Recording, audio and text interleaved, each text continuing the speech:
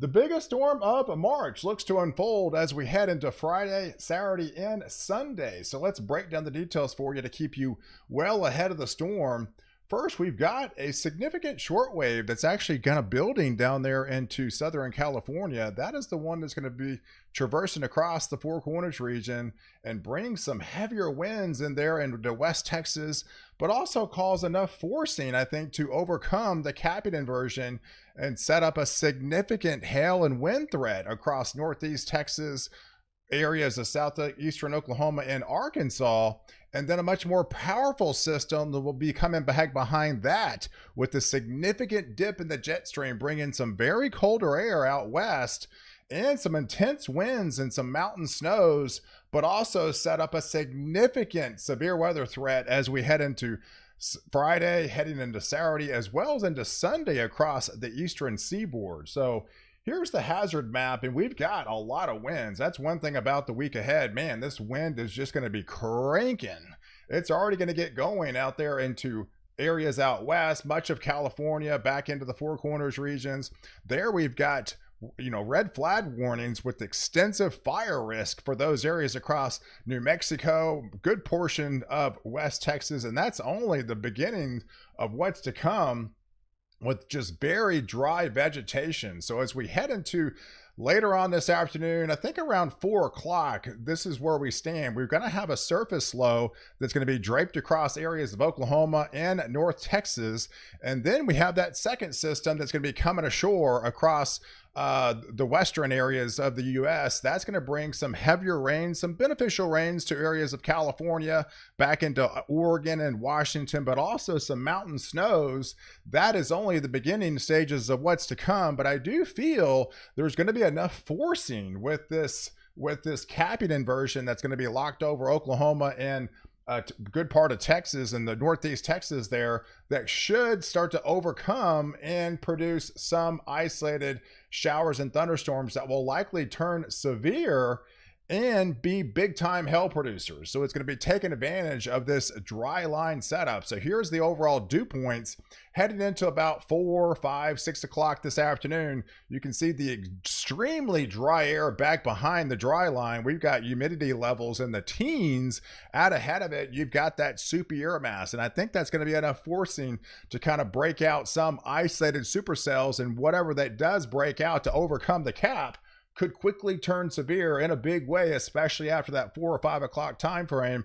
And those are going to be racing east, northeast into southeastern Oklahoma, Arkansas, portions of Louisiana, getting into the evening time frame. But yeah, today is going to be a serious fire threat, folks. We've got those extremely low dew points and low humidity values with the dry vegetation, with the extensive drought that's ongoing across West Texas. We've got the critical to, if not extreme, fire risk, very dangerous critical levels out there towards San Antonio, San Angelo, back into the Lubbock region, and that is only the beginning of things to come. And then on the warm sector, the area that could overturn the cap, there we do have that hatched risk. This is implying that anything that does form on an isolated basis, essentially east of Dallas there after that 4 o'clock time frame, would likely quickly turn severe and race east-northeast around 50 miles an hour. So we've got a pretty good area that does include that hatched risk, some of that ping pong size type of hail into east of Dallas there in northeastern Texas, southeastern Oklahoma, as well as into areas of Arkansas, get into Shreveport in the overnight hours. And I think eventually that'll transfer into more of a damaging wind threat once we hit towards that midnight time frame. So here is the latest update on some of the latest high resolution guidance. There we have that isolated supercells likely trying to form in the heat of the afternoon, 4, 5, 6 o'clock, right there just east of Dallas. So these will likely be some larger hail producers, as these would be racing east, northeastward, southeastern Oklahoma, getting into Arkansas. There's the second system that's bringing the rain and the snow into the mountain regions. But as we get towards that midnight time frame, and it's going to be leaving some isolated big time hail in its path, then it's going to be transferring to more of a squall line, if you will, as it bow echoes comes out.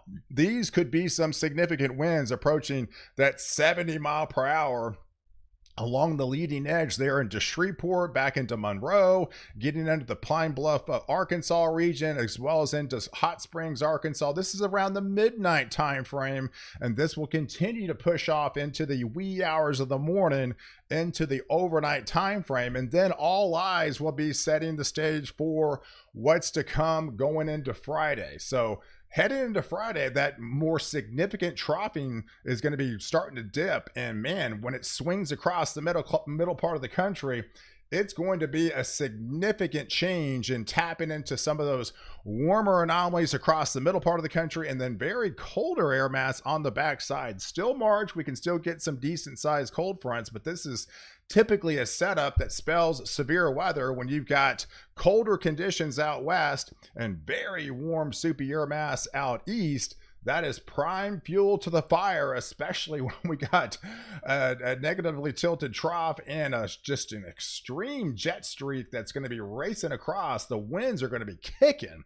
Here's the surface low that's been really consistent for the last, gosh, I think 5, 6, even almost 7 days now. Still down to a 975 surface low. That's really extreme. That's an equivalent of like a category 2 hurricane, folks. This could bring some very extensive high winds across the plains, especially there into western Oklahoma, West Texas, with another extreme critical fire risk. Bring blizzard-like conditions for the Dakotas and portions of Minnesota. And then to the right of there, that's the warm sector. That's where we got to be concerned about all 3 modes of severe storms heading into Friday. Look at that jet streak. This is a very unusual, powerful system that's going to be coming across the plains.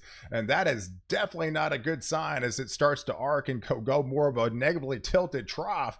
And to the right of there, it's going to be taking some of that soupier air mass. So I think much of Oklahoma, much of Texas, much of the Central Plains is going to get all the high winds from this and all the dry vegetation with the higher fire risk. And then where the setup is, where they're going to provide those higher dew points well into the 60s, if not the 50s. And those 50s extend all the way into Illinois, back into Iowa. Typically around 55 is your sweet spot to get some sort of severe storms. And if you look at the latest update from the Storm Prediction Center, it does in fact highlight extending all the way into northern Illinois, back into Iowa, as well as into Wisconsin. But the bullseye, if you will, would be just to the right of that negatively tilted trough.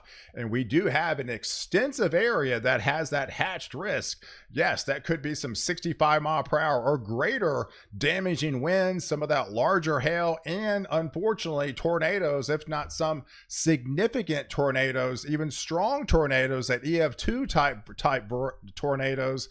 I think all this gets going after the 4 o'clock time frame on Friday and extends well into the overnight with a bumpy ride ahead. And before that, we've got an extensive fire risk so they're not going to get any rain where they desperately need the rain. We've got a very high level of critical conditions for Oklahoma and West Texas, and this would likely be even upgraded to extreme as this likely gets closer. But here's the warm sector, and taking advantage of all that air mass that's with that negatively tilted trough, we could be looking at supercell thunderstorms starting to break out across Louisiana, Arkansas, getting into Missouri, back into Mississippi, western Tennessee, getting into western Kentucky, back into Illinois, and extending into Iowa. There's the surface low across the middle part of the country. Then, of course, on the colder side of the storm to the northwest of there, that's where you would likely get the snow. But the winds are going to be cranking as that low-level jet will bring some of those higher wind gusts down to the surface. Wow, yes, 70, 80 mile per hour is definitely not out of the question for West Texas, the Oklahoma region, getting into far West Texas of the Panhandle region. It's going to be a very, very windy day, to say the least, on Friday. And then that does not end, and it only actually intensifies heading into Saturday as that storm system continues to push off to the east. Now we're talking areas back into the southeast towards the Dixie Alley region, again back into Lake Charles, getting into Jackson, Mississippi, further south into New Orleans, as well as into the Mobile region, all the way into Tallahassee.